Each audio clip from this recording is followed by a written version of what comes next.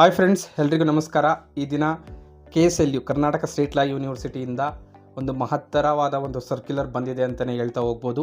ಬಹುಶಃ ನಿಮಗೆ ಗೊತ್ತಿರ್ಬೋದು, ಲೇಬರ್ ಲಾ 1 ಮತ್ತು labour law 2, drafting, pleading and conveyancing, ಈ 3 ವಿಚಾರಗಳಲ್ಲಿ ಸಿಲೆಬಸ್ ಕಾಪಿಯನ್ನು ಯೂನಿವರ್ಸಿಟಿಯವರು ಚೇಂಜ್ ಮಾಡಿದರು ಅಂತ. ಈ ವಿಚಾರದ ಬಗ್ಗೆ ಅವರು ಕ್ರಿಸ್ಟಲ್ ಕ್ಲಿಯರ್ ಆಗಿ ಒಂದು ಅಂಶವನ್ನು ನೀಡಿದ್ದಾರೆ, ಒಂದು ವಿಷಯವನ್ನು ನೀಡಿದ್ದಾರೆ ಅಂತ ಹೇಳ್ತಾ ಹೋಗ್ಬೋದು.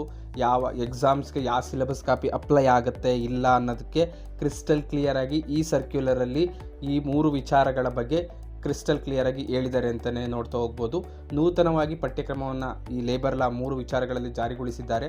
ಪರೀಕ್ಷೆಯಲ್ಲಿಯೂ ಇದೇ ನೂತನ ಪಠ್ಯಕ್ರಮ ಪ್ರಕಾರವೇ ಪ್ರಶ್ನೆ ಪತ್ರಿಕೆಯನ್ನು ಸಿದ್ಧಪಡಿಸಲಾಗುತ್ತದೆ. ಆದ್ದರಿಂದ ಫ್ರೆಷರ್ ಮತ್ತು ರಿಪೀಟರ್ಸ್ ವಿದ್ಯಾರ್ಥಿಗಳು ನೂತನ ಪಠ್ಯಕ್ರಮಕ್ಕನುಗುಣವಾಗಿ ಪರೀಕ್ಷಾ ಸಿದ್ಧತೆಯನ್ನು ನಡೆಸಿ ಪರೀಕ್ಷೆಯಲ್ಲಿ ಬರೆಯಬೇಕು ಅಂತ ಹೇಳಿ ಯೂನಿವರ್ಸಿಟಿಯವರು ಹೇಳಿದ್ದಾರೆ.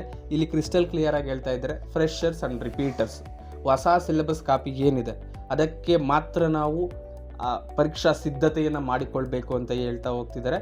ಖಂಡಿತವಾಗಿ ಇದು ಒಂದು ಹೊಸ ಮೂನೆ ಅಂತ ಹೇಳ್ತಾ ಹೋಗ್ಬೋದು.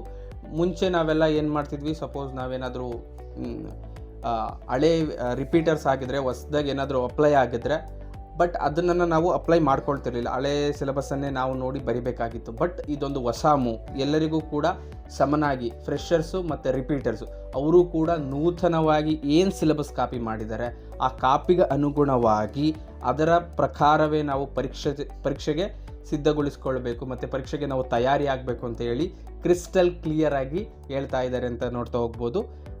ಇದೇ ಇವತ್ತಿನ ವಿಷಯವಾಗಿರುತ್ತೆ.